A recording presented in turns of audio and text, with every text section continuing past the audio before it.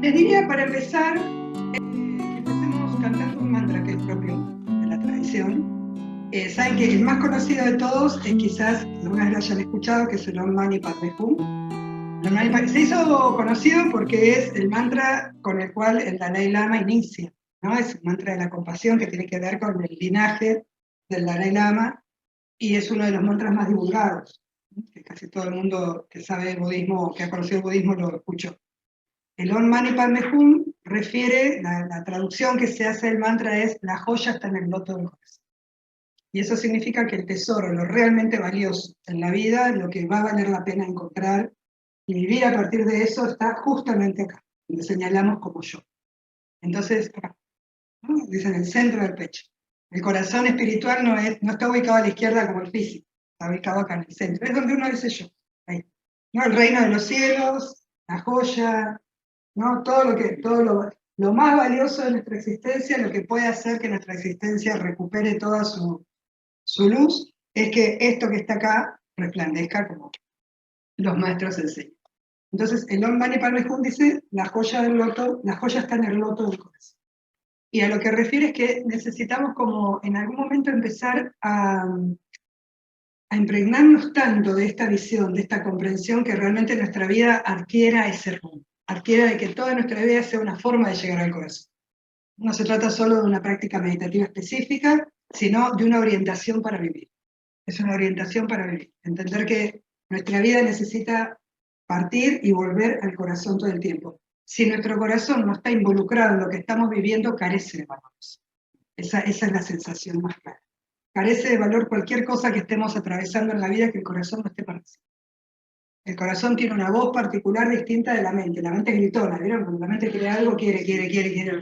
No, el corazón es sutil para decir, sutil. Por eso se necesita un poco de silencio, un poco de intimidad, y ahí el corazón habla. Pero habla por el sentir, no habla con el griterío. Habla a partir de algo que sentimos que es importante para nosotros. Y eso que sentimos que es importante necesita empezar a estar presente todo el tiempo. Eso que es importante para nosotros tiene que estar en nuestra cotidianidad, en todo. Por eso se dice que el corazón tiene que ser el lugar desde donde vivimos. Esa joya tiene que brillar. Así que vamos a, si quieren, empezar cantando este mantra un par de veces como para inspirarnos en la enseñanza y en la presencia de quién fue el Buda, que ya vamos a escuchar algo acerca de eso.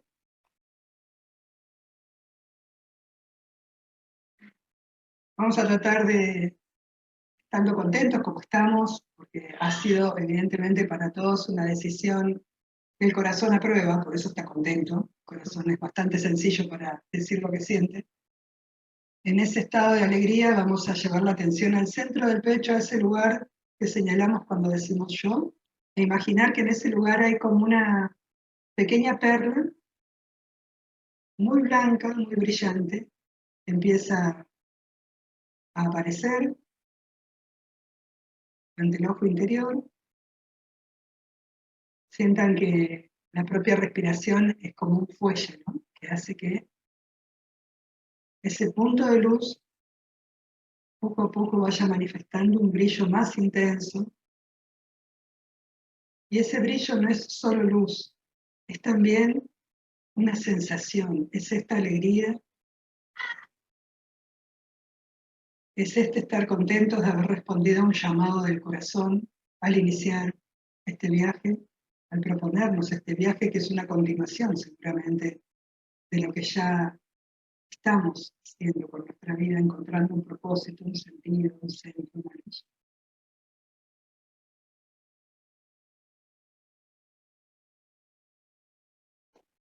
Con nuestra respiración a modo de fuelle, esa luz interna, presente primero en algo tan pequeño como una perla, se extiende por todo el cuerpo y más allá de él, y sentimos que esa luz es la portadora de lo que todos necesitamos para vivir.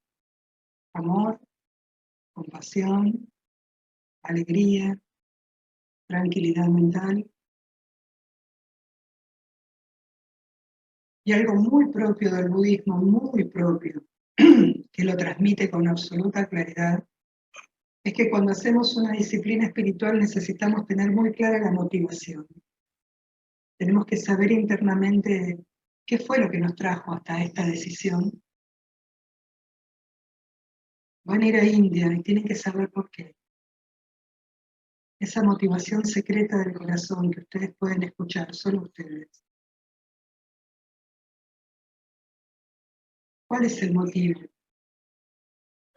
por el cual no solo yo necesité, sino que también las circunstancias colaboraron?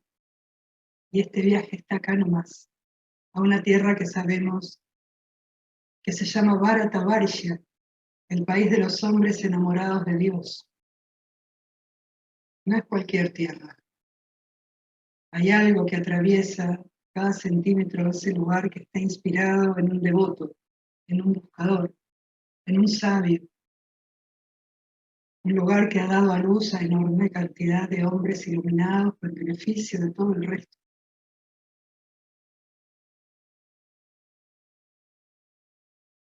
La motivación es muy importante para que todo nuestro ser se alinee en un sentido. Om Mani Padme Hum. Om Mani Padme. Om Mani Padme. Mani Padme. Om Mani Padme. Om Mani Padme. Om Mani Padme. Om Mani Padme. El odio no cesa con el odio solo cesa con el amor. Esta es una ley eterna. El odio no cesa con el odio solo cesa con el amor. Esta es una ley eterna. El Buda es aproximadamente del siglo VI a.C. y nació en un lugar que está en la frontera entre India y Nepal. Era el reino de los Sáquidas, una región llamada Kerala. Bien. Él va a nacer como hijo de un rey que gobernaba un gran territorio, era rey. Y obviamente, como todo rey, él esperaba que naciera un hijo que continuara el linaje, ¿no? de su reinado, el reinado de los Sáquidas. Y cuentan que cuando el Buda nace, hay cantidad de burros. Vieron que en la época donde los sabios concurrían cuando nacía el hijo de una familia real. Y hay un sabio que se acerca cuando él nace que le dice a la familia que está llamado a ser conductor de hombres, este niño que acaba de nacer. Y en realidad al rey le parece buenísimo, porque es lo que él quería, que fuera, ¿no?, conductor de hombres, en el sentido que iba a estar a cargo de su reinado. Y este sabio le dice, no, pero puede ser que es un conductor de hombres, pero habrá que ver hacia dónde se orienta, si realmente a continuar con el reinado, a transformarse en el futuro rey, o se dirige a ser un conductor de hombres, pero en otro sentido, en un sentido espiritual. Lo cual preocupa bastante al padre, ¿no? Porque él estaba todo bien con los monjes, pero no quería que su propio hijo fuera un heredero. Esta escena es cuando nace, que se relata de muchas cosas. Él nace en un camino, en realidad, a su mamá, que muere en el momento en que él nace, el parto la encuentra viajando en un bosque. Él nace en un bosque, que es donde se da este evento, ¿no? Bajando. Y estando Siddhartha en este tipo de educación tan protegida, donde había un cuidado extremo, porque cuando el padre escucha esto de que él podría interesarse en cualquiera de las dos vertientes de ser un conductor de hombres, pregunta qué podría ser lo que a él lo defina, hacer uno u otro.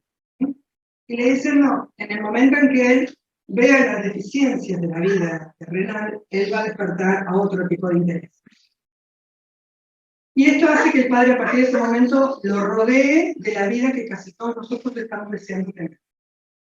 Que todo el placer esté allí disponible, que esté la seguridad, el buen nombre, ningún tipo de cosa que nos ponga en contacto con algún sentimiento que no nos sea agradable. Empieza a tener como una vida protegida de cualquier tipo de escena desagradable. Y empiezan a protegerlo de que no haya escenas desagradables en la vida, cosa que también intentamos, ¿no?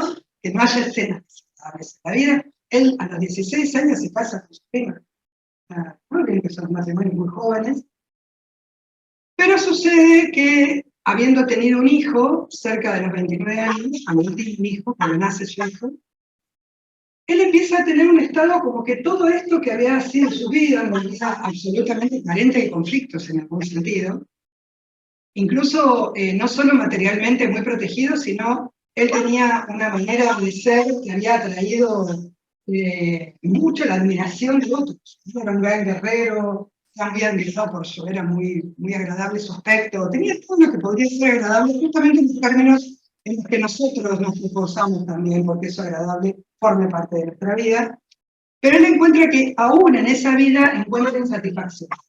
No se halla feliz que debería estar, no encuentra la completura, no está tranquilo internamente, hay algo que claramente le está faltando, y empieza a preguntarse por qué sucede afuera de este reino, que era inmenso, donde él nunca había salido, porque era tan inmenso que pasaba temporadas recorriendo por algún lugar, y hace todo, pide salir, el padre trata de convencerlo que no, pero vieron como en todos estos sucesos logra salir.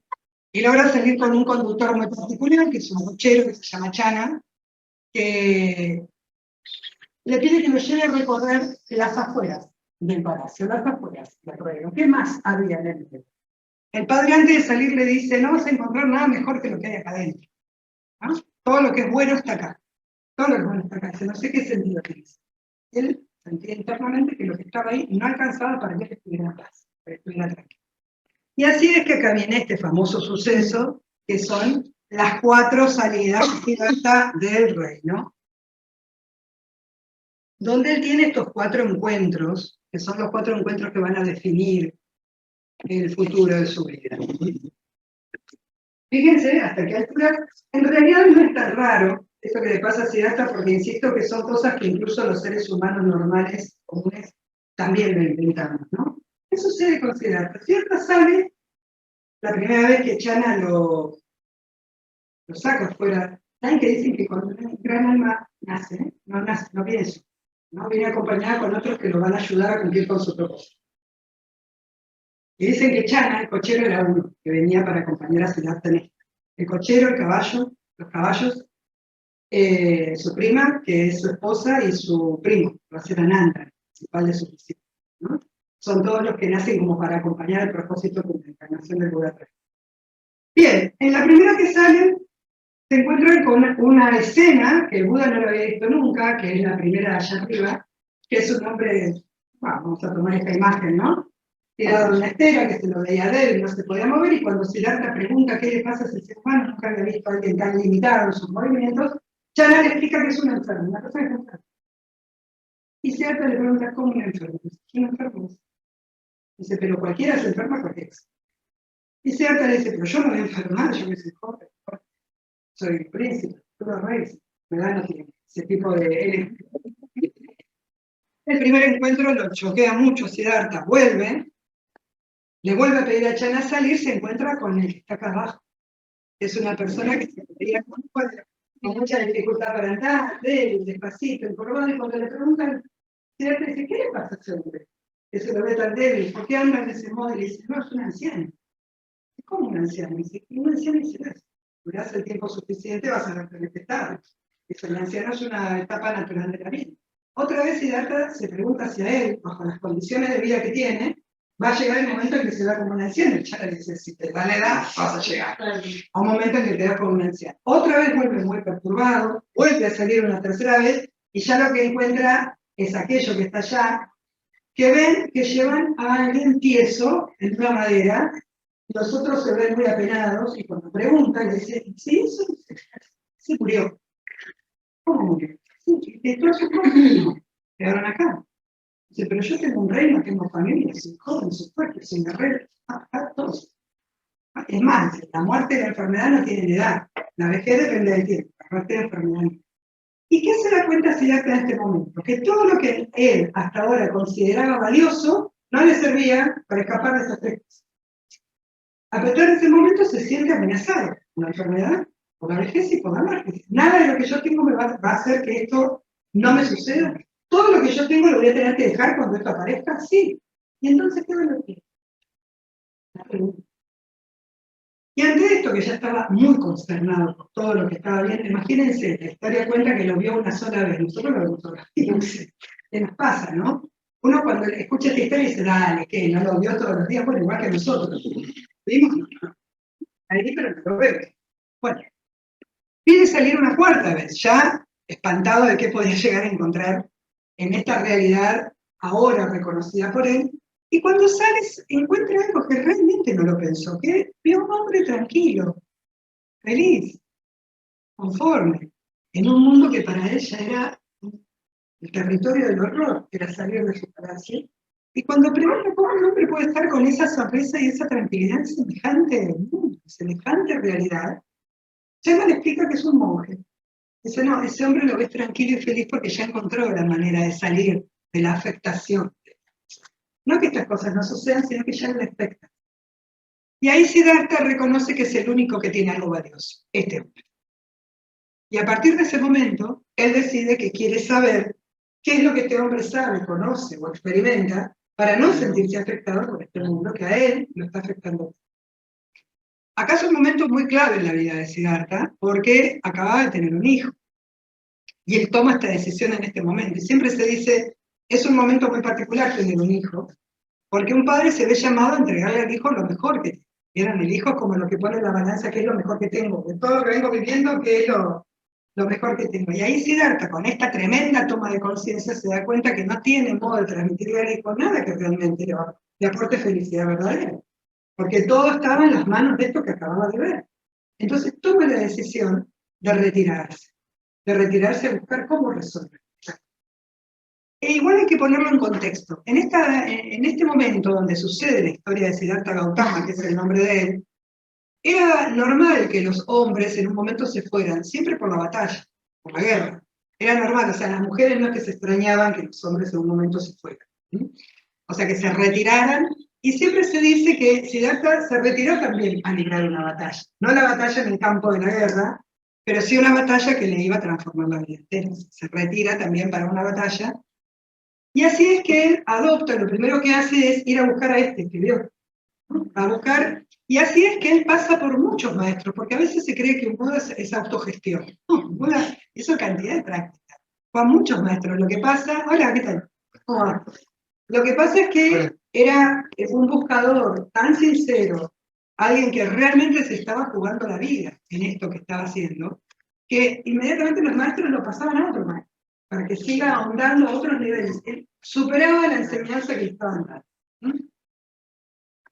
Así es que finalmente Siddhartha llega, después de atravesar por varios maestros, a un lugar donde encuentra 5 ascetas, o sea, 5 personas que habían renunciado a la vida involucrada en el mundo y se dedicaban únicamente a superar los límites del cuerpo y de la mente. Esta era la característica de estos 5 hombres. Y lo que intentaban era que todo lo que afectaba el cuerpo y la mente, a ellos, como seres conscientes, no los afectara. Como permanecer absortos en un estado donde lo que sucediera al cuerpo y la mente no los afecta. Ese era el tipo de austeridad que se llama, ¿no? Los que están en el yoga tapas, ¿no? La austeridad que hacían era la que no los afectara lo que les sucedía al cuerpo y la mente. Y hacían prácticas muy extremas, de lo cual obviamente, así como Siddhartha había pasado por encima a todos los maestros, también se transforma como en el líder de este. Acá aparece este Siddhartha, que es un Buda muy particular que se llama el Buda esquelético. Van a ver que hay imágenes. Ahí está. Ese sí, el Buda, yo nos lo dio un escultor de allá, él lo llamaba el Buda Kayun. El Buda Kayun, claro. Viene de esta historia donde él supera, él llegó a vivir con un grano de arroz, por día, donde él superaba, o sea, con su fortaleza interna superaba la debilidad del cuerpo y de la mente, pero en un momento él se da cuenta que a causa de la debilidad en la que entra el cuerpo, su mente permanecía como inafectada por lo que al cuerpo le pasaba. Había logrado esa firmeza mental. Pero en un momento se da cuenta que está por perder el cuerpo. El cuerpo ya no resiste la debilidad. O sea, la naturaleza física del cuerpo ya no iba a resistir mucho.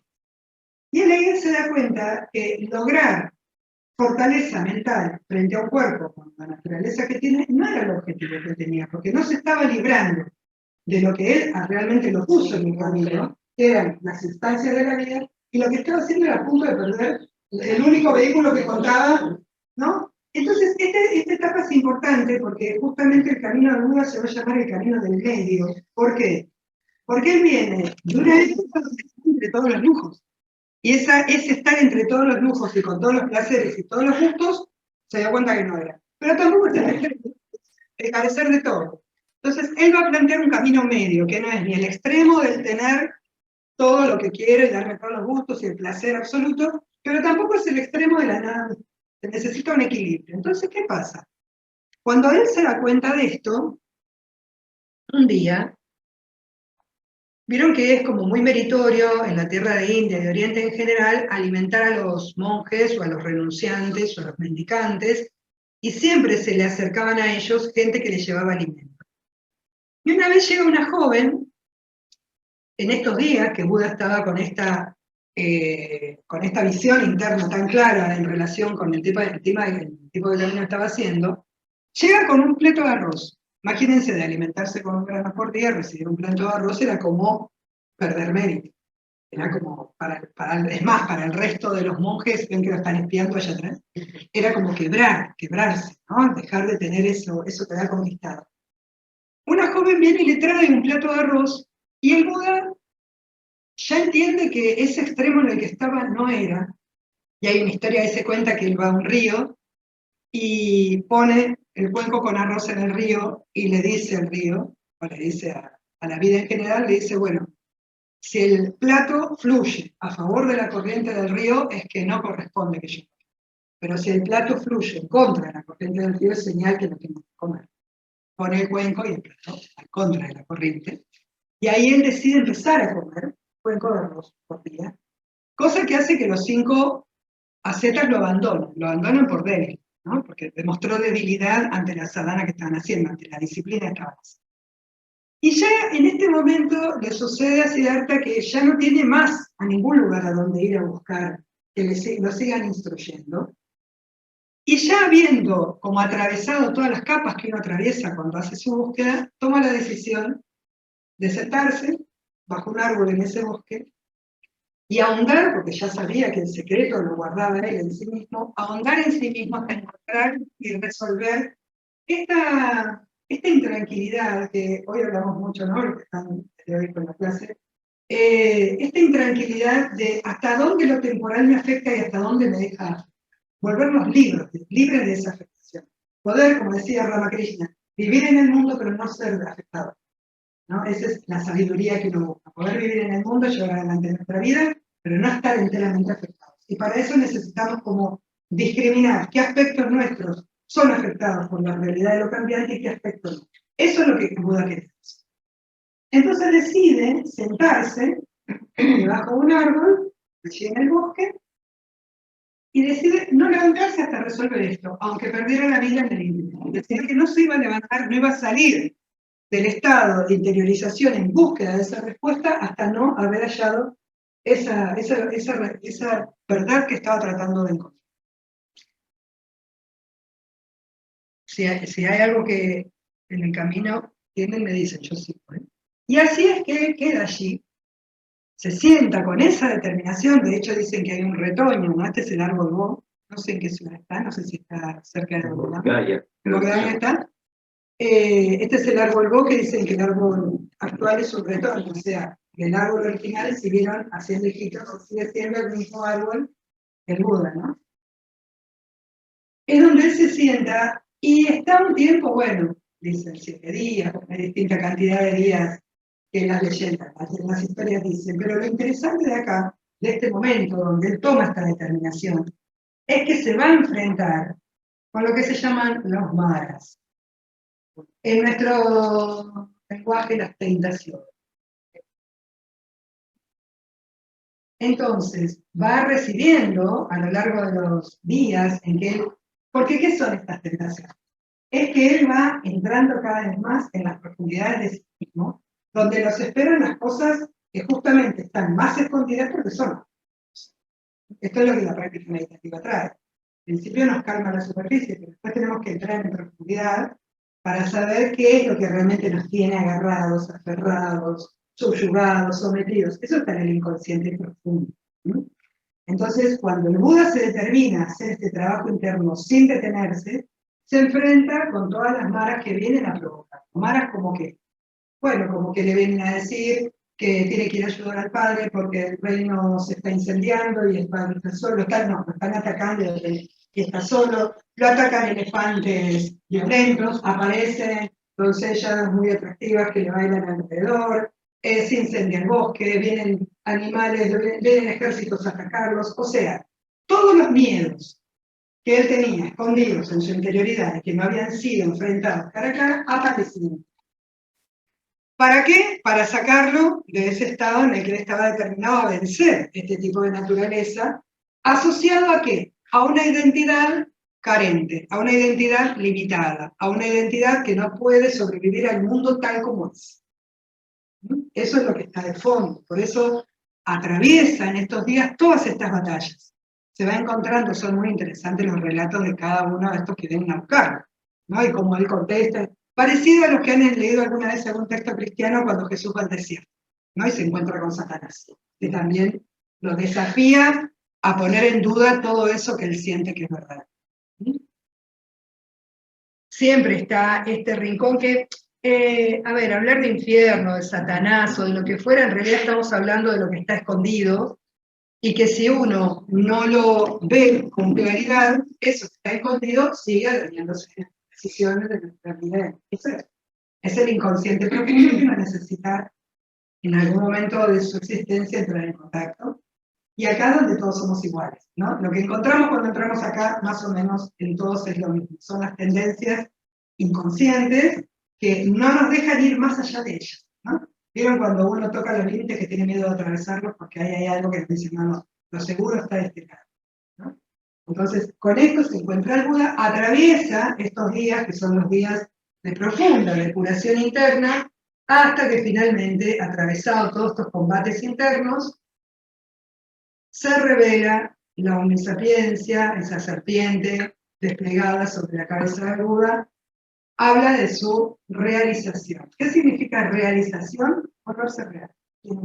Eso es realización. A veces uno cree que realización es transformarse en algo. Volverse realización es ser realmente quien somos. En este momento no estamos siendo únicamente quienes somos, estamos siendo quienes queremos.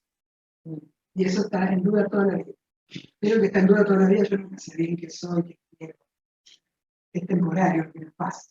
Vamos a ser un problemita temporario. Esto es lo que el Buda termina por resolver, que es lo que se llama realizarse, iluminarse. ¿Por qué? Porque nuestra verdadera naturaleza es de características luminosas. Luminosa como el sol. En el sol ustedes ven la radiación o la irradiación, la luminosidad del ser real. La luminosidad que expresa el sol es la luminosidad de quien verdaderamente nosotros somos. Por eso es esto de iluminarse, es la aureola que el Buda tiene alrededor y que los santos tienen alrededor. ¿Sí?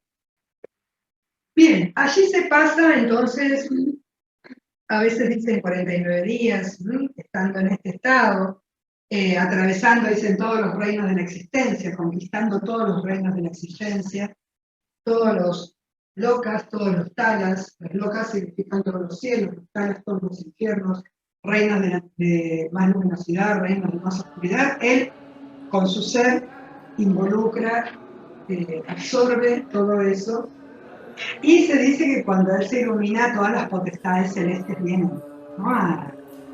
a rendirle homenaje. Y en un momento él, cuando ya va recuperando de vuelta esa conciencia en relación con el mundo en el cual él está en este momento perteneciente, aquí es donde él adopta, donde uno reconoce al Buda, que Buda significa el que despertó. A partir de acá nos referimos a él como el Buda. Antes era Siddhartha Gautama, su nombre y su apellido. A partir de acá es esta revelación interna que lo lo muestra como el Buda, que es lo que cada uno de nosotros es el desarrollo de nuestra propia historia. Es esto que en este momento cada uno tiene un nombre y un apellido, pero esencialmente necesitamos recuperar esta, que es la recuperación real de Dios. Cuando él se toma conciencia, él piensa, cuenta el relato, que qué va a hacer con lo que acaba de pasar, ¿no? Porque siente que nadie está en condiciones de entender lo que él puede decir. O sea, nadie va a entender, nadie le va a interesar, no van a prestar atención a lo que yo puedo transmitir a partir de esto que acabo de saber, de la vida, ¿no? Y ahí dicen que bajan los devas significan los seres de luz, dioses en India, encabezados por Brahma, que crean, que tienen manifestación, y le piden por favor que aunque sea uno solo que pueda entenderlo más, porque es en beneficio de todos los seres que sufren por la ignorancia que portan. Y ahí es donde dicen que el Buda hace un voto que dice que hasta que no vea la espalda del último hombre atravesar las puertas del Nirvana, él no va a entrar al Nirvana, ¿no? Por eso se cuenta, y en este paralelismo que tiene con el cristianismo, lo mismo que cuando el Cristo dice yo me voy a quedar reservándoles un lugar al lado de mi Padre hasta que llegue al último, hasta que el último hombre tenga que ser libre. Siempre está esta promesa de estar allí acompañando al practicante. Eso después lo va a tomar una escuela budista, una de las líneas budistas que es la del Mahayana, que va a inspirar para que aparezca la figura del Bodhisattva. El Bodhisattva es el que entrega su propio camino en beneficio de otros. Va a ser uno de los votos principales para esa. Pues si llegamos vamos a ver un poquito de eso. Bien, a partir de esto entonces, cuando le piden al Buda que enseñe, él decide enseñar, y obviamente cuando empieza a caminar se dirige a donde estaban sus antiguos compañeros, los 5 ascetas, que cuentan que cuando lo ven venir, el asceta más anciano le dice a todos los otros que lo ignoren, porque es alguien que desistió, es alguien que viene a debilitarlos. Y cuentan que apenas el Buda se acercó, lo que irradiaba su presencia los hizo caer a todos de rodillas, y el más anciano le dijo, lo alcanzaste, ¿no? Entonces son los primeros que van a recibir la enseñanza. Esto es lo que van a encontrar en San Marcos, ¿no? Esta escultura de este momento, los bhikkhus, Los discípulos. Con sus 5 primeros discípulos, que justamente el lugar donde van está donde sucedió. La primera enseñanza. La primera enseñanza, el sermón de Benares o el sermón de los siervos, ¿no? Que es el lugar de una llena de siervos. Donde él pone en marcha lo que se llama la rueda del Dharma. Dharma en la tradición budista significa enseñanza, es la totalidad de la enseñanza, el cuerpo de la enseñanza. En contraposición a la rueda del samsara. El samsara, dentro de la tradición oriental, samsara se le llama la vida condicionada. La vida condicionada es esta, la falta de libertad que tenemos para poder ser quienes somos en función de todo lo que deseamos o nos atemoriza, o los prejuicios o los condicionamientos. El samsara es estar enredados en un tipo de vida que no nos genera la libertad y la alegría que buscamos. Entonces el Buda dice, voy a poner en marcha la rueda del Dharma, y lo pone mediante su primer sermón, que lo va a dar acá. Después ya vamos a ver un poquito este primer sermón para que tengan idea de la primera enseñanza que da. A partir de ahí, la enseñanza, el Buda lo que hizo fue caminar, ¿no? Esto, imagínense que tenía 35 años cuando alcanza la iluminación y se murió a los 81.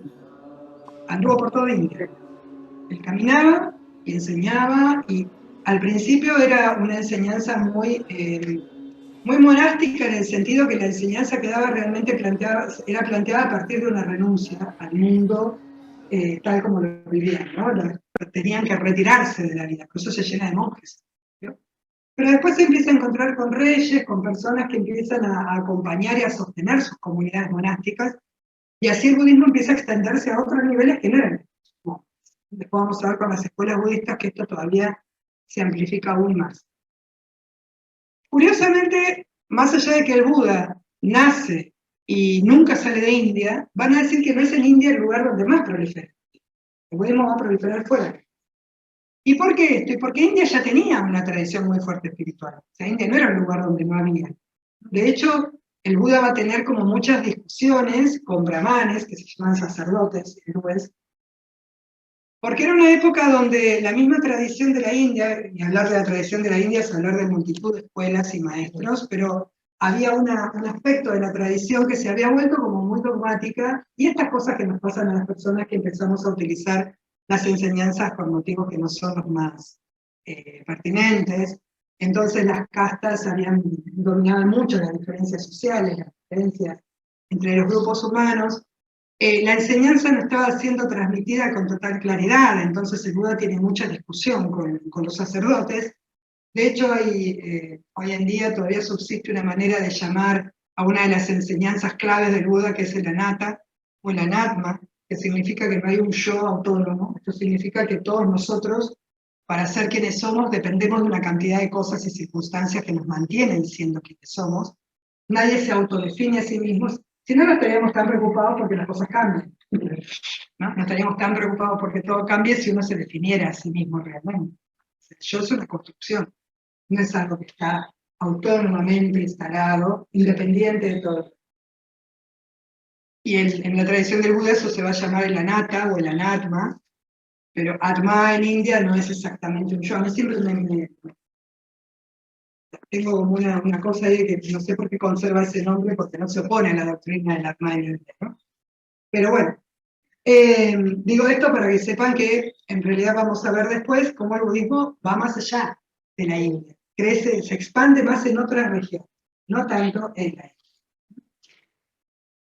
Y para terminar su historia, que la vemos así rapidito, más o menos les quede la imagen, llega un momento donde uno decide que ya es momento de abandonar el cuerpo. Saben que las personas que se liberan o que se iluminan, igual tienen un karma presente.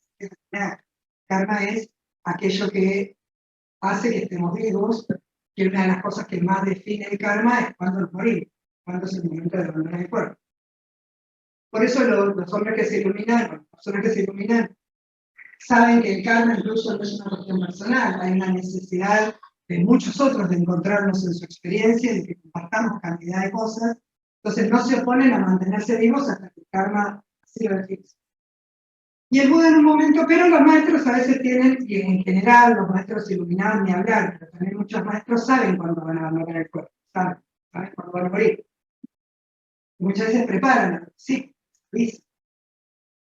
Y en un momento el Buda, con 81 años, se da cuenta que ella está llegando al límite de su existencia física y habla con algunos de sus discípulos más cercanos. Uno de los más cercanos era su primo, Nanda, y en realidad se cuenta siempre la historia que el Buda le habla para, dice, si ya no tengo más nada que hacer, llegó el momento de retirarme.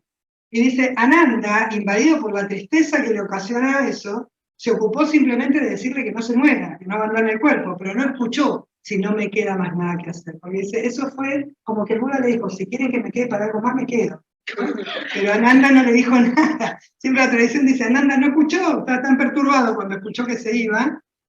Y bueno, saben de que cómo deja el cuerpo el Buda. El Buda deja el cuerpo porque saben que en el budismo antiguo no estaba prohibido comer carne, pero no comer carne, la carne. Y tiene un evento que se indigesta con cerdo, ¿no? Van a comer a casa de alguien que los recibe, como a todos los discípulos, siempre había gente que los recibe, que los alimentaba, y bueno, come algo hecho con cerdo, se indigesta, y el mismo Buda se recuesta para abandonar el cuerpo. Imagínense la aflicción del cocinero, en el que hizo esa comida, estaba pero perturbadísimo, ¿no? Y le dicen que no, todo lo contrario, haber ayudado al Buda a abandonar su cuerpo es muy meritorio, ¿no? Va a recibir muchos méritos por eso. Lo mismo que el que le tira el flechazo a Krishna. Krishna es una divinidad en India, en un momento también decide que tiene que abandonar y de algún modo tiene que dejar el cuerpo. Entonces, a propósito, se esconde atrás de un árbol y deja que se vea el talón. Entonces viene un cazador y cree que es un ciervo, que está escondido atrás, y le tira un flechazo, ¿no? Y justo le entra por el talón la flecha, y del talón va directo al corazón. Y también quedó, imagínense, mató a Krishna, también quedó, y le dijeron lo mismo, ¿no? Que asistirlo en que abandone el cuerpo, todo lo contrario era, obviamente que no fue voluntario, ¿no? Era algo muy meritorio. Entonces, esta escena, que también hay un Buda enorme en Oriente, que está, ahí va, es la escena de cuando el Buda abandona el cuerpo, porque se llama el paranirvana. El nirvana es el nombre de la tradición budista para hablar acerca de la liberación. En India es moksha. lo que Patanjali llama el valle. En el budismo se llama nirvana, y es muy interesante, traduce nirvana, porque nirvana se lo traduce como extinción, pero en realidad cuando uno empieza a estudiar a fondo más de qué se trata el nirvana, tiene que ver con la extinción de los conceptos. O sea, dejar a pensar en la vida en forma separada. Dejar de con la vida fraccionar, con la mente fraccionar la vida. Y sobre todo dice la extinción de los conceptos, pero fundamentalmente de dos conceptos, que son los más engañosos y los que hacen que la vida del ser humano sea realmente difícil. El nacimiento y la muerte. Son dos cosas que no suceden. Al ser real no le sucede. Entonces, identificarse con un momento que llamamos nacimiento e identificarse con un momento que llamamos muerte es una total irrealidad desde el punto de vista de quién es. Entonces, son dos conceptos que alteran la vida del ser humano que no son reales. Entonces, en el nirvana es esta realidad, que esta imagen tan común de la ola en el océano, que la ola surge del océano, que se mueve en el océano y que vuelve al océano. Que nunca la ola estuvo fuera y nunca dejó de ser agua. O sea, la identidad de la ola fue siempre agua, la misma que la de todo el océano. Sin embargo, cuando la ola desconoce su pertenencia al océano y se recorta en forma individual, ¿qué cuenta de sí mismo? Y cómo va creciendo, cómo le va por allá arriba, en qué parte del océano está fluyendo, el terror que tiene de ir bajando, cómo se compara con las olas de al lado. Pero en realidad dice todo ese relato de la ola es irreal. No vale de nada ser, no es real, no es quien es, no hace su verdadera existencia. Esa forma de pensar la vida es lo que el nirvana es, por un contacto, por un conocimiento de la verdad. Y cuando un ser iluminado o alguien como el Buda abandona el cuerpo físico, que se dice que ya no vuelve a encarnar, es lo que se llama el paranirvana, ¿no? El nirvana. Bien. ¿Hasta acá vamos? ¿Algo que quieran comentar, preguntar, que les haya llamado la atención, que les interese más?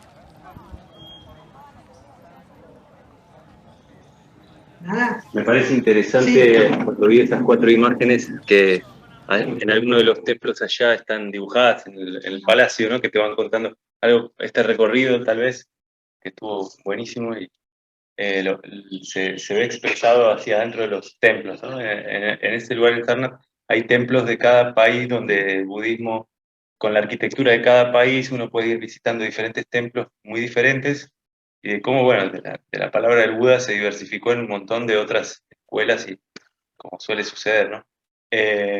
Pero esas 4 imágenes como que son muy cotidianas allá, ¿no? Acá tal vez también, pero allá es así, ¿no? Llevando el cadáver, la vejez, la enfermedad, y el meditador o el maestro, el santo, ¿no? Como que también son 4 imágenes muy, muy poderosas que, bueno, que seguramente tendremos ocasión de ver, ¿no? El sufrimiento, alguna vez algunos niños que estaban jugando con un cachorrito que estaba medio muerto, ¿no? Como, pero no estaba muerto.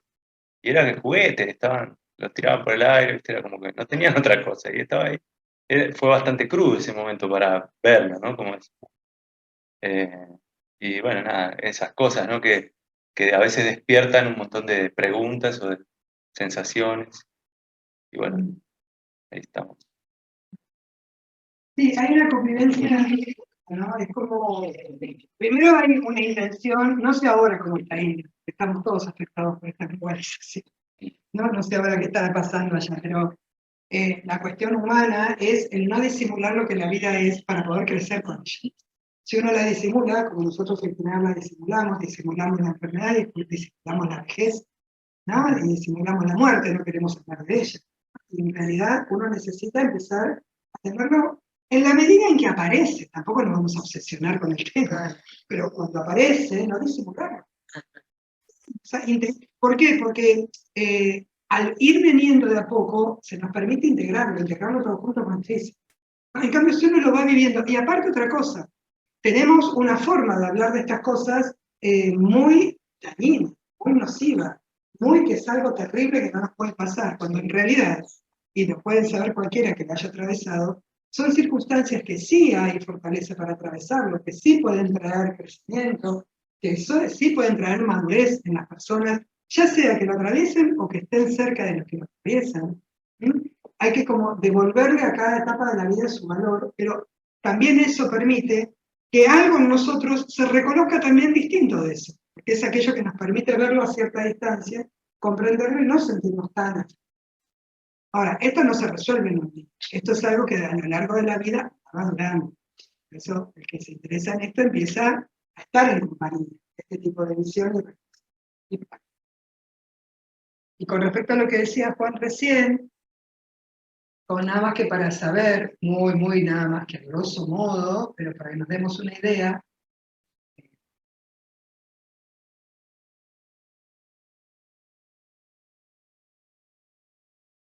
las escuelas, ¿no? Que han surgido. Muy rápido se los voy a decir nada más para no complejizar.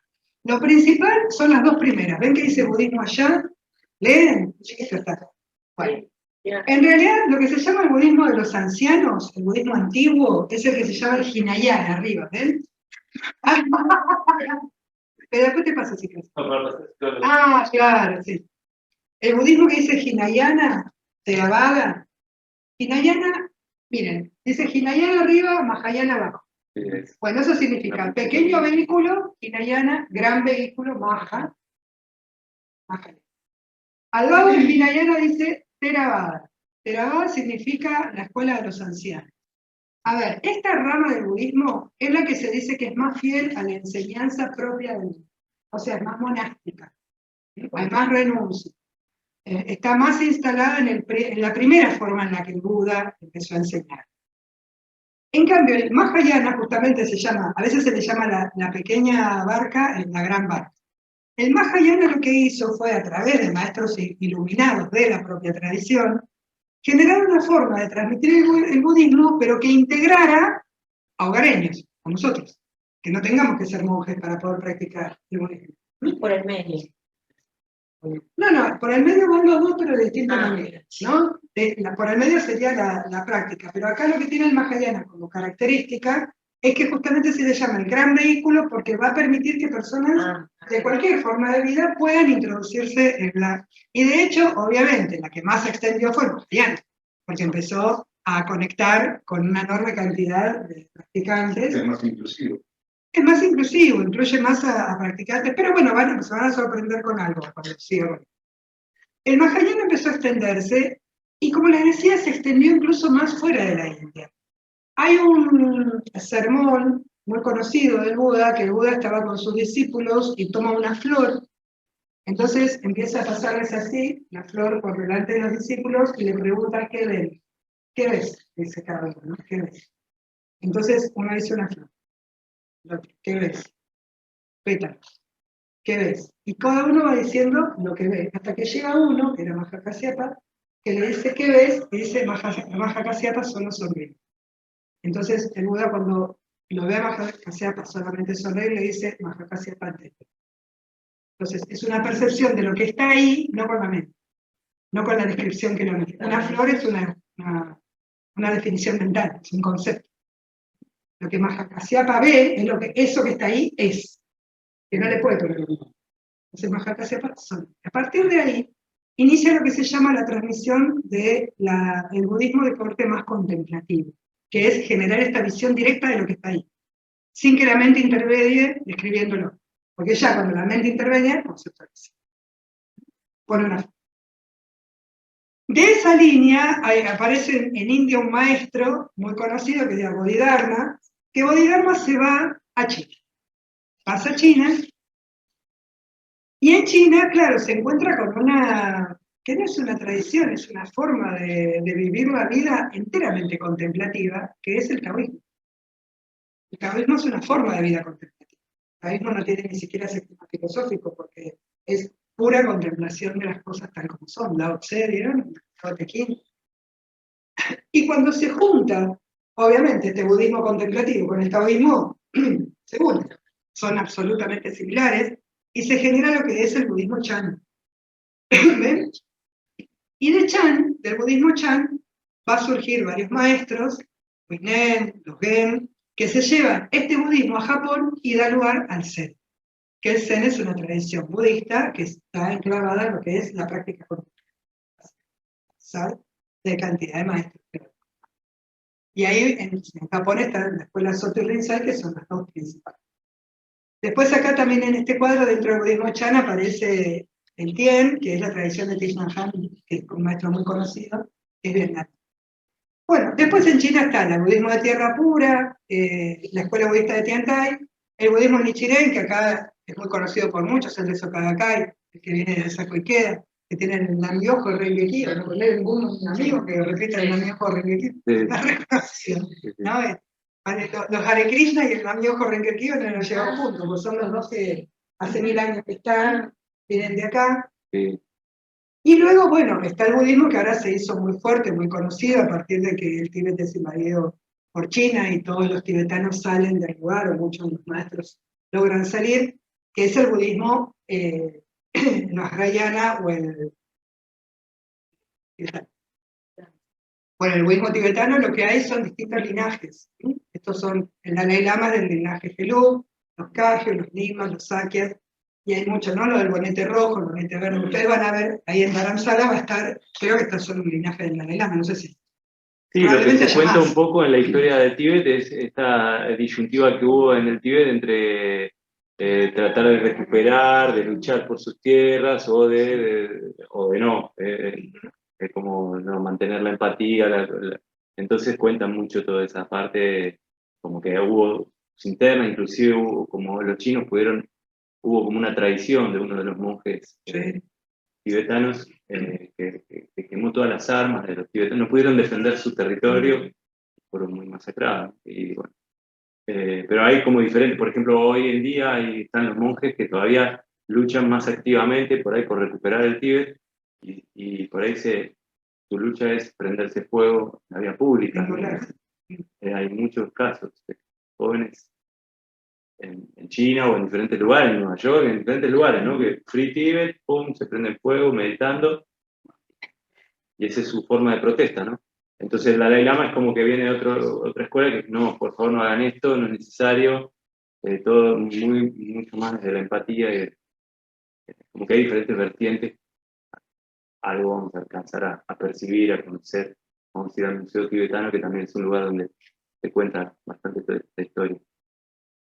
Había una profecía en el Tíbet, antes de la invasión china, que justamente el Tíbet era un lugar que nadie podía acceder. Primero que está enclavado en un lugar que era muy difícil acceder, pero aparte los extranjeros no podían ir. De hecho, cuando había un extranjero que iba, era de una, ¿no? Para unos navajes, ¿no? Bueno, antiguos, de otra época, que venían y contaban lo que habían encontrado en el Tíbet, era como un lugar lleno, nadie podía entrar. Y había una profecía que decía que el día que no tenían que dejar entrar a los extranjeros porque iba a entrar un extranjero que iba a destruir todo, ¿no? Pero con el tiempo también, en esto que vos decís, de todo lo que aparece a partir de la invasión, si bien obviamente los tibetanos fueron masacrados, fue un horror y sigue siendo un horror lo que pasa, también, bueno, ¿no? Para verle el otro lado, el vaso lleno, es que la tradición se expandió tanto, ¿no? El budismo le hizo tanto bien a la humanidad en estos últimos años, porque si no, no hubieran salido de ahí. Hay como también entre ellos ese tipo de reflexión, ¿no? Que estaban muy encerrados, que tal vez tanto encierro, vieron que las cosas en los extremos nunca funcionan. Había tanto encierro, tanto guardar, que también la vida hace que de pronto las cosas sucedan de otro modo. Bien, esto para que sepan más o menos en esto que dicen, ¿no? Que van a ir a un lugar donde hay templos de muchas vertientes del budismo, que todos responden a la enseñanza original, pero toman otra forma. Y por ejemplo, el Hinayana, el Theravada, de aquella línea es de donde viene el Vipassana, que es una de las prácticas muy conocidas del budismo. El Vipassana viene, que a ver, ¿cuál es la diferencia fundamental, más allá de que uno tenía un corte más monástico, de hecho no hay muchos practicantes? Tiene también cómo conciben lo que es el estado de liberación. En el Hinayana dicen la figura, la forma de hablar acerca del hombre libre es la figura que se llama del Arhat. El Arhat es como el perfecto, el liberado. Se dice que es una suerte de liberación personal. O sea, cada uno lo que busca es estar internamente completo, sentirse libre, no afectado, y no permitir que la realidad lo domine. ¿no? Lo afecte, lo dañe, alcanzar como un estado de liberación en la propia persona. En cambio, el Mahayana, la figura clave del Mahayana a la que todos aspiran es el Bodhisattva, que es justamente el que trabaja a favor de todos los seres. ¿No? Esa es la diferencia, en la que no es que se atente contra los seres, pero no es el hincapié, el resto de la realización. En cambio, en este sí. Y uno no puede juzgar si es bueno o malo. Hay tendencias para todos, cada uno necesita reconocer cuál es la tendencia que siente para hacer el camino, ¿no? La figura del Bodhisattva hoy en día está muy difundida, de hecho cuando uno se inicia en alguna de las ramas del budismo mahayana, en general lo primero que hace cuando se bautiza, digámoslo, se inicia, es hacer voto de Bodhisattva, o sea, yo hago mi camino para beneficiar a todos los seres, con ese tipo de intencionalidad. Eso es muy propio de la clase. No podemos obtener la paz en el mundo exterior hasta que no hagamos la paz con nosotros mismos. La realidad es que en la práctica esto sucede a la vez. Porque hoy en día tenemos mucho ese discurso dando vuelta que hasta que no resuelvo todos mis problemas no me puedo ocupar del otro. No, no sucede eso. Todo va a la vez. En la medida en que yo me voy conociendo, ayudando y lo que fuera, en la misma medida yo me involucro con el otro. ¿No? No es ni yo primero y el otro después, ni el otro primero ni yo después. La vida real es que todo es a la vez. Lo que sí es cierto es que hay cosas que tengo que resolver en mí para poder comprenderlas en otro. Pero ese es un tiempo que yo me tomo y que me doy cuenta y eso me advierte de que no juzgue. Porque seguramente que lo que estoy juzgando son aspectos míos no comprendidos, sí.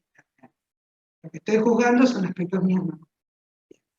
Pero la realidad es que seguimos en relación con el otro. Yo no puedo decir, tenía acá la película que voy y resuelvo. Hay una, en la enseñanza espiritual hay una conciencia de estar permanentemente en la interrelación y que también nuestra propia claridad se resuelve en la relación con él. Por eso aparece mucho la escucha, la confianza, el aprender a vivir en red, ¿no? Hoy en día está todo eso muy presente como forma para que parezca la claridad. Ya venimos viviendo aislados. La práctica espiritual no puede argumentar más aislamiento. Sería contrario a su esencia. Vamos entonces a dejarnos guiar un poquito con este. Bien.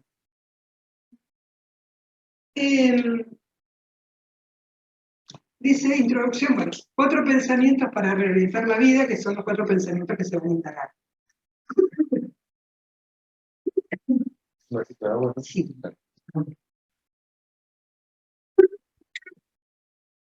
Bien. Dice, ¿qué significa reorientar nuestra vida? Significa transformar la forma en que vemos nuestra vida y esto se logra transformando nuestra mente. Primer lugar, que tenemos que saber que no se trata de hacer otra cosa, de mudarnos, de hacer cambios drásticos. Se trata de la forma en que estamos comprendiendo, no de lo que estamos haciendo. Ojo con esto porque la tendencia cuando uno quiere reorientar su vida, se pela, se muda, se separa, deja de comer él, se pone a comerse un poco, ¿no? No se te hace. Sí, es igual. ¿No? Y pues no es, no, el problema está en la mente, no está en lo que. Entonces dejen todo quieto ahí y esperen a ver si la mente logra ver las cosas con más claridad. Bien, y acá habla de 4 temas fundamentales que en el budismo van a profundizar. Una es la apreciada vida humana, la impermanencia, el karma y el tema del sufrimiento. Van a ser 4 temas de los más claves. Cuando empieza a escuchar a los maestros, a estudiar, vamos viendo que los temas importantes son los que tienen que ver con los negocios. A grandes rasgos, digamos que estos temas aparecen como importantes de que prestemos atención.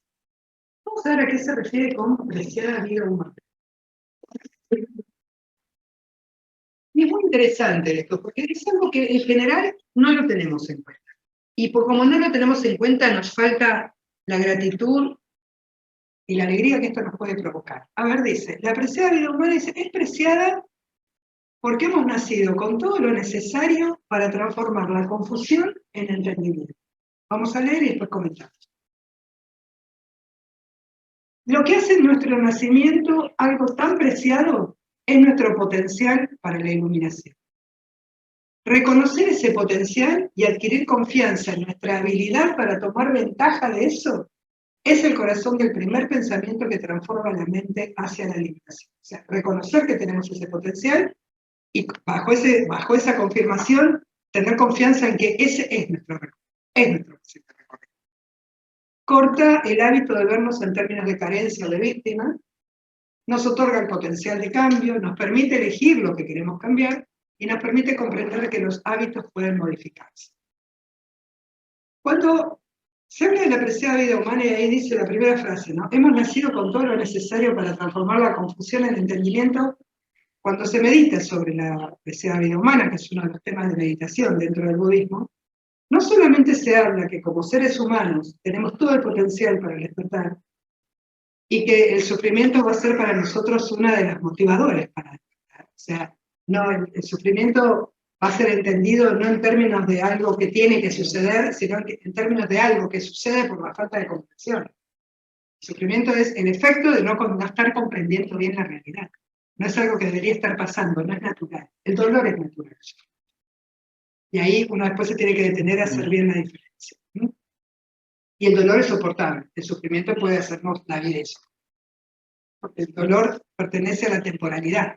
El dolor es una situación desafiante o incómoda que dura un tiempo debido a las circunstancias. Pero cuando las circunstancias cambian, el dolor también. El sufrimiento no depende de eso. El sufrimiento se instala acá como un rechazo al dolor.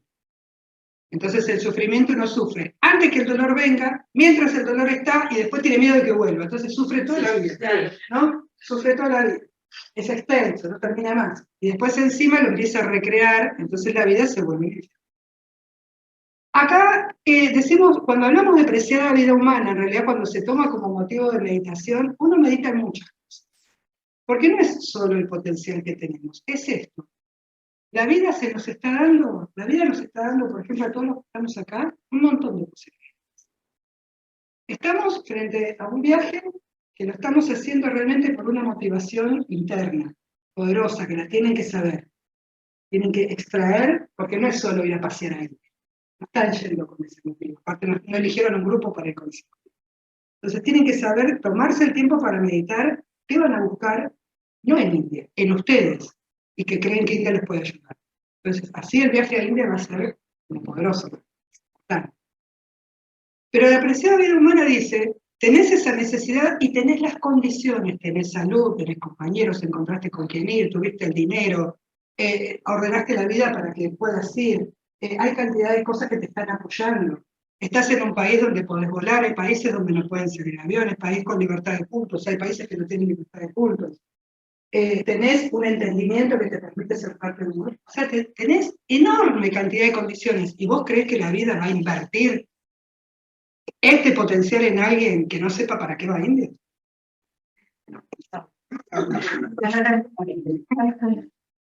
¿Entienden la inversión que la vida hace? Porque son condiciones. ¿Ustedes creen que no hay gente que quiere ir? Yo tengo una amiga que te llamó cuando vos ya habías cerrado. Todavía está buscando con quién ir. Y yo además la amo, quisiera que ella estuviera allá. Y no cuenta con quién.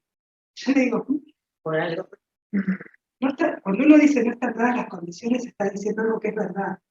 Están dadas las condiciones. Digo, no, yo voy a ir porque quiero. No, vos y todo el universo quieren, si no dirías. Entonces, esto, más allá del viaje, cuando los budistas hablan de preciada vida humana, hablan de una vida en la cual las condiciones de vida te permiten recibir enseñanza espiritual y practicar. Dice, no cualquiera tiene las condiciones para que eso suceda. Si te está pasando que estás viviendo una encarnación donde están todas esas condiciones dadas, no la desperdicies. Porque no creas que esto se da por casualidad o se da de cualquier forma. Quizá a nosotros nos haya pasado también en momentos donde anhelamos algo y no fue posible, porque dependemos enteramente, somos seres que estamos interdependientes. Significa que si las condiciones no nos acompañan, nuestras intenciones no llegan a término. Y no vale la pena encapricharse, gastar energía fuerte. Por eso más vale generar un campo de observación inteligente donde vos veas bajo qué condiciones las cosas te son posibles ahora y cuáles no, para no gastar energía. Entonces, en la preciada vida humana, no solo está el hecho de que uno tiene el potencial para la iluminación, y uno diría, bueno, pues yo no me quiero iluminar, yo no me quiero iluminar. Bueno, no sé con qué estaríamos relacionando iluminar, porque decir yo no me quiero iluminar es decir yo prefiero seguir sufriendo. Bueno, está bien, es una elección que uno puede hacer también, ¿no? Que de hecho lo hacemos. Bueno, los apegos hacen que uno quiera seguir sufriendo. Pero bueno, dice, tener las posibilidades y cuando encima te acompañan las circunstancias temporales, es un momento importante de darte cuenta y agradecerlo. Por eso se dice, si tenés en un momento de tu vida donde esta preciada vida humana se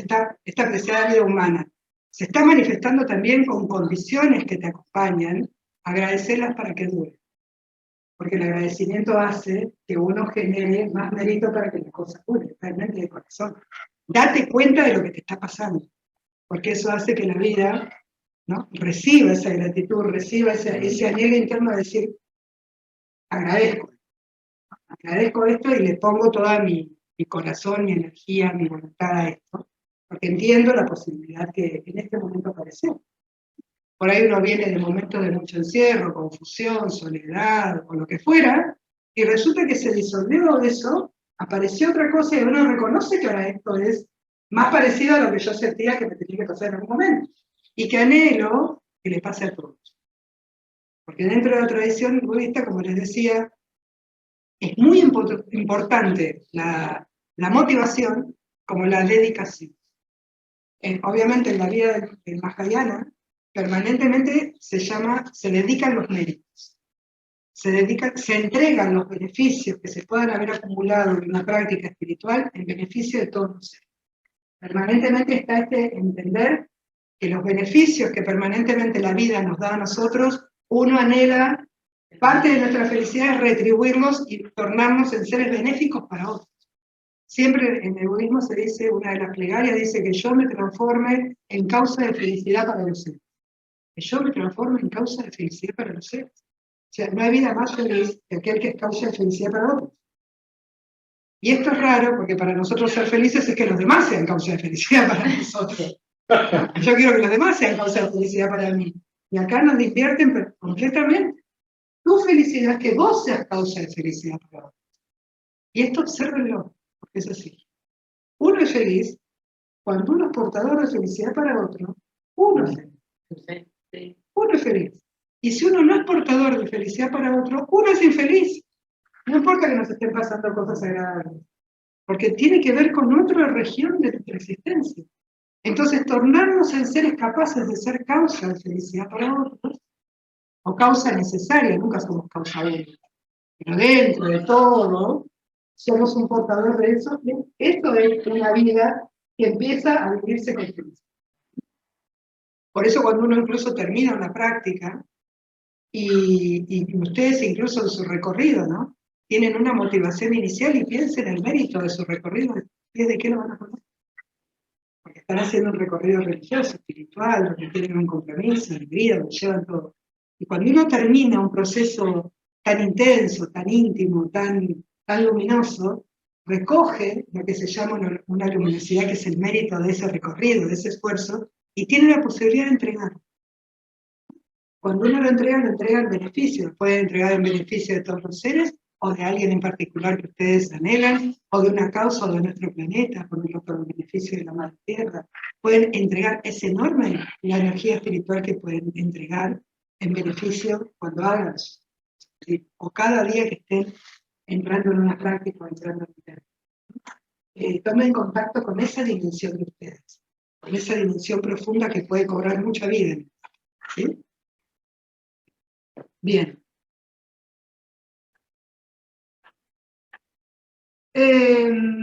Dice, bueno, lo leemos para avanzar con esto. Es preciada, porque hemos nacido, ya lo vimos. Tenemos en nuestro interior lo que necesitamos. ¿Qué es? La inteligencia, que nos hace capaces de discernir lo que es benéfico y lo que es dañino, dando lugar a la ética. Primera cosa que portamos, inteligencia, para discernir. Segundo, la inteligencia que nos permite reconocer que nuestro bienestar está interconectado con el de los demás. Entonces, por un lado, tu inteligencia te tiene que llevar. ¿Cuál es el ejercicio de la inteligencia todos los días? Discernir qué es benéfico y qué es dañino. Y discernir que tu beneficio está conectado con el beneficio de todos los seres. Que vos no podés ser feliz si el resto no. Vos no podés estar en paz si el resto no está en paz. Eso es una realidad, eso es lo que se llama la interconexión, la interdependencia o el interser. Por eso uno no puede trabajar solo por sí mismo. Y lo que sí hace es, como decía el Buda, poner paz en algún lugar del planeta. Poner paz aunque sea en este pedacito de tierra, pero para que esa paz se extienda y se comprometa con la paz. Y ofrecer paz a la paz. Reconocer que es difícil de obtener y fácil de perder. ¿Se está refiriendo al discernimiento? Ah, no, a la preciada vida humana. Difícil de obtener y fácil de perder, sí, por descuido. Las condiciones pueden dejar de apoyarnos tanto. Apreciar lo que tenemos y reconocer su fragilidad, esto llama al discernimiento, y hacer nuestra vida significativa y contribuir al bienestar de otros y del mundo. Esto en la tradición budista mahayana, donde vayan se lo van a encontrar. Todo es en beneficio de todos. Y poco a poco eso se nos empieza a impregnar, que nos empieza a ser parte de lo que somos. No hay nada que ustedes hagan o digan que en el momento no tomen conciencia inmediata si es dañino o benéfico para los demás. Pensamientos, ideas, acciones. O sea, hoy en día, vaya a saber por qué motivo uno toma sus decisiones, cotidianamente. Pero cuando empiece a impregnarse de esto, cualquier decisión que tomen van inmediatamente, así como tienen en cuenta a sus hijos, por ejemplo, ¿no? Por ejemplo, un padre toma una decisión y el bienestar de sus hijos está incluido. O sea, no tiene que pensar aparte, sí, pero tengo hijos, no. Lo tiene incluido. Bueno, en algún momento esto lo tienen incluido. La decisión que tomen es en beneficio o daño. Y eso supera cualquier otro beneficio que pudiese tener.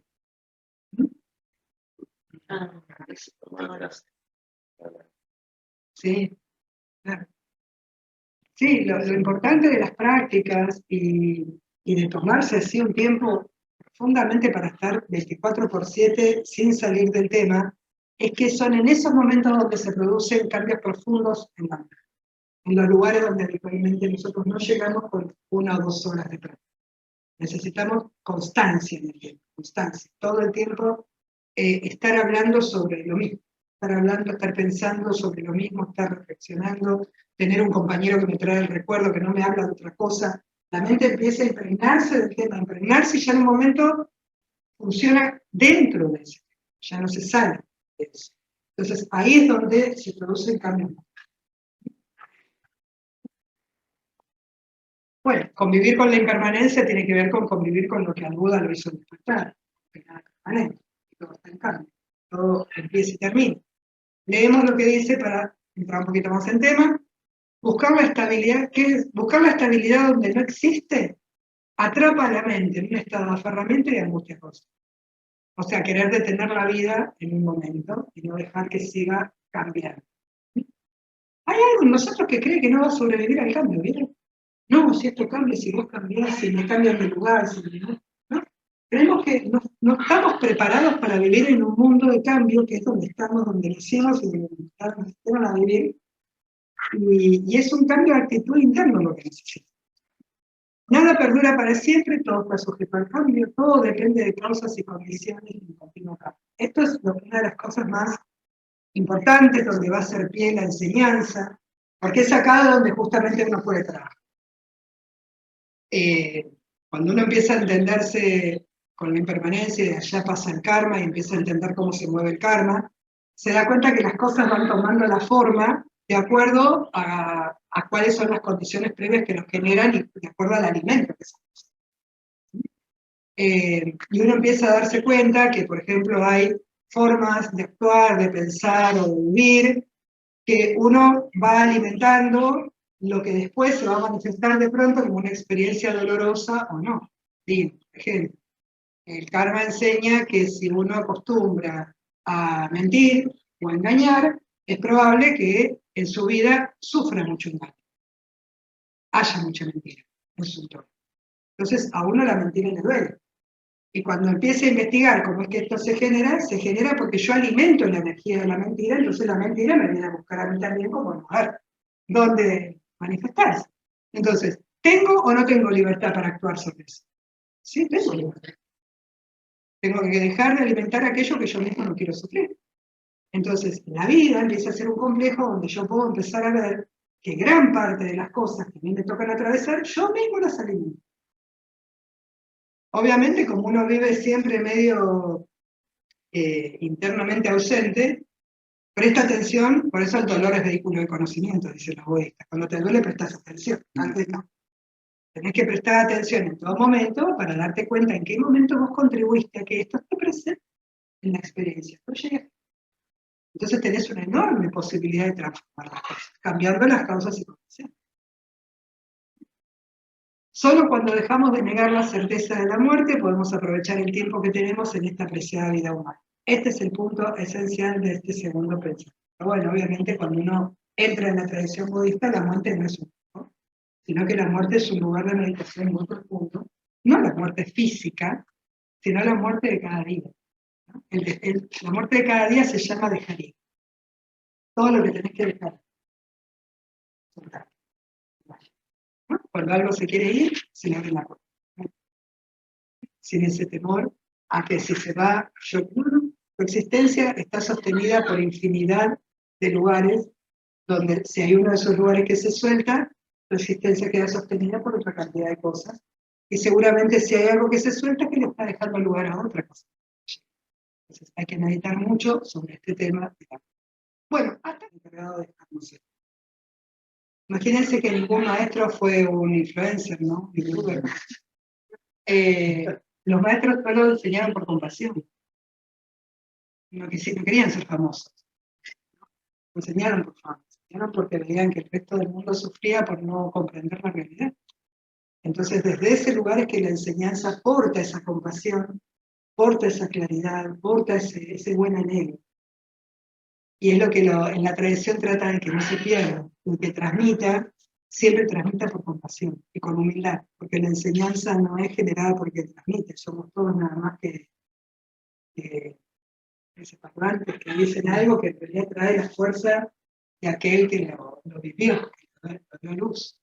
Lo que tienen de bueno estas tradiciones es que están vivas. Ustedes van a ir a lugares donde hay gente que está practicando y que porta esa luz, tanto los budistas como todas las regiones de India que van a ir, ¿no? India es un lugar donde, al menos es lo que siempre fue, India es un lugar muy viejo en cuanto espiritualmente hablando, y tienen que poder reconocer esa luz en los que la aportan. Y ojo, no se dejen llevar por las apariencias. Nosotros acá compramos imágenes, allá vayan con el otro ojo, no con el ojo que busca imágenes, ¿no? El Buda mismo en el Dhammapada dice, el que porta un hábito naranja no necesariamente es una persona de conocimiento. Hay muchos que no portan hábitos naranja y que sí encarnan el conocimiento real, pero eso lo ve el ojo está abierto. Pero ustedes como van en grupo se van a ayudar, si hay algún despistado van a poder... Bien. Bueno, sigue la impermanencia, esto es un texto, lo leemos igual. Dice, tenemos el hábito de asociar impermanencia con pérdida y no con ganancia. Bueno, a nosotros nos dicen impermanencia y sentimos que vamos a perder algo.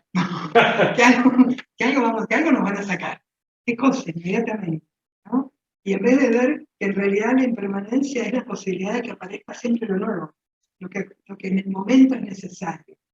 Lo que en el momento es necesario. ¿Y saben cuál es nuestro problema? Que a nosotros nos gusta anticiparnos. No nos gusta que nos tomen de sorpresa. En realidad nos encantan las sorpresas. Vivimos una vida que es como contradictoria. Pero en realidad es esa falta de confianza en la realidad, donde creemos que el apego hace que cuando algo me gustó, quiero que se quede ahí para siempre porque me da la seguridad de su compañía, aunque al tiempo lo odie, pero bueno, sigue ahí, ¿no? Y no hay lugar a que la vida haga lo suyo. Que haga lugar, que lleve, que traiga lo que ahora nos hace bien y que dejarlo partir cuando se tenga que ir. Dice, el beneficio más profundo de esta reflexión viene del reconocimiento de que el aferramiento a la ilusión de algo permanente genera ansiedad e insatisfacción. a un lugar de que no queremos ni pensar que las cosas son temporales, que los seres son temporales, que nosotros somos temporales, este que está acá es temporal. Sin embargo, cuando uno empieza a familiarizarse con esa idea, gana en vida, gana en realidad, gana en presencia, gana en eso, gana en conciencia de eso que la temporalidad no ofrece. O sea, ven lo temporal, pero también ganan en conciencia de aquello que la temporalidad no ofrece. Y se empiezan a sentar más ahí, lo que la temporalidad no ofrece. Cuando mantenemos una idea fija de cómo deben ser las cosas, el cambio se encuentra con la decepción, la inquietud y la desesperación. O sea, si tenemos expectativas, todo lo que pasa nos molesta. Todo lo que no responda a nuestras expectativas nos molesta. Esto, ¿no? Van a viajar, pocas. Déjenlo jugar. Ustedes vayan. ¿No? Sí. ¿No? Ustedes vayan. Miren, en un viaje no hay nada que pueda salir mal. Nada. ¿Vieron? En un viaje no hay nada. Porque, es más, en el viaje va a estar fabuloso. El tema es cuando uno vuelve. Sigan con la conciencia que tenían en el viaje. Porque esa conciencia, todo terreno que uno lleva, está todo bien. Hay agua, no hay agua, no importa. Está picante, no importa. No importa, no podemos ir ahí, no importa. La actitud mental hace que le permiten que la vida se recree ante sus ojos. Cuando uno vuelve acá, vuelve y el segundo día ya está dando orden. Bueno, a ver si algo de eso puede mejorar. Si podemos percibir el cambio en la experiencia de felicidad, nos liberaremos de mucha ansiedad. O sea que la experiencia de felicidad es una experiencia cambiante, donde la vida tiene que tener permiso para cambiar. La felicidad necesita que ustedes dejen que la vida se mueva. No estancarla, no crezcas, no te vayas, no te rompas. No, la felicidad puede estar también ahí presente. Si se va, se rompe, se cambia. La felicidad no depende. Esto influye en cómo nos comportamos normalmente y nos permite cambiar la manera en que nos relacionamos con las circunstancias, aún cuando estas. Karma es una oportunidad, el karma se puede cambiar, de acuerdo a la enseñanza del Buda, el karma es intención. Bueno, vamos a ver que cuando uno estudia el karma ve que para que algo genere karma tiene que responder a tiene que haber varias cosas alineadas, ¿no? Pero la principal es la intención. Nuestras acciones intencionales dejan en el nivel mental una huella o propensión a recibir una acción del mismo tipo. Por ejemplo, si las recibes. Bueno, el primer efecto del karma es que uno se predispone a que eso mismo que puso en movimiento sea lo que nos toca experimentar a nosotros. Y la otra dice, nuestras acciones intencionales también crean en nuestra mente una propensión para volver a actuar del mismo, creando hábitos mentales y de conducta. Hay una historia en la tradición judía que dicen que un devoto va a ver un rabino y le dice cuál es el beneficio de hacer buenas acciones. Y el rabino le dice que vas a volver a hacerlas. Le dice, ¿cuál es el daño de hacer malas acciones? Que vas a volver a hacer. Claro. ¿Qué vas a volver a hacer aquello que haces? Porque se te genera. ¿Vieron cuando uno dice es la última vez, prometo nunca más? No leyó nunca acerca. Claro. Cada vez que uno vuelve a pasar por un mismo lugar, fortalece la tendencia a volver a hacer. Por eso es que la sadhana espiritual consiste en que vos conscientemente refuerces cuál es el camino que querés volver a recorrer.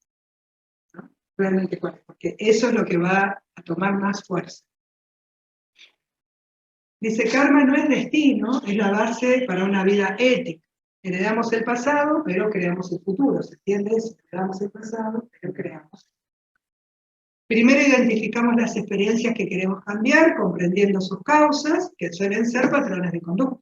Uno tiene que verificar cuáles son esos patrones de conducta, significa lo que haces sin discernir, sin pensar, automáticamente. Identificamos el desfasaje entre nuestro comportamiento y los valores que deseamos integrar en nuestra vida. Acá se nos presenta una pregunta que es, cada vez que actuamos, dice que nos tenemos que preguntar si hemos actuado de acuerdo al ser humano que queremos ser. Si hemos actuado de acuerdo al ser humano que queremos ser. Si lo que hicimos, lo que pensamos, claro, si lo que vos acabas de hacer o pensar o decir, tiene que ver con el tipo de ser humano que te gustaría ser. Porque ahí a veces se nos presenta que estamos como medio desfasados. por un lado tenemos la imagen de quién queremos ser y por otro lado nuestra forma de vivir no aporta, no aporta. Entonces te dice que tu forma de vivir aporte para el ser humano que querés ser.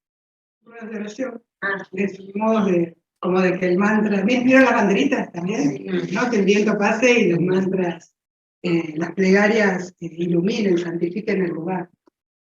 Pero el tema de las postraciones es increíble porque en el Tíbet al menos hacían postraciones, no sé, de acá a Bariloche, ¿no?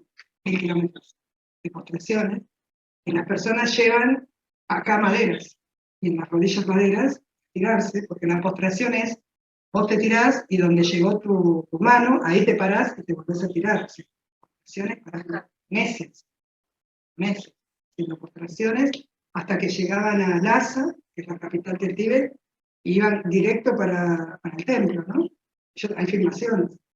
Y cómo van atravesando toda la ciudad, y los autos paran, la gente para, ¿no? Mientras van haciendo la postración. Y son promesas que hacen, que es la promesa de todo el año. Le arrancan y lo que les lleve, que les lleve. Que les lleve el tiempo a hacer ese recorrido, van, ¿no? Las postraciones son, incluso en los templos hay mucha gente que hace postraciones, no sé, por ahí, pero en las postraciones se ve, y los practicantes suelen hacer, en vez de hacer, no sé, una plegaria con el mala, hacen 108 postraciones, ¿no? Y en cada postración recitan el mantra. El cuerpo está muy involucrado en la práctica, muy. La postración es completamente tirado en el piso.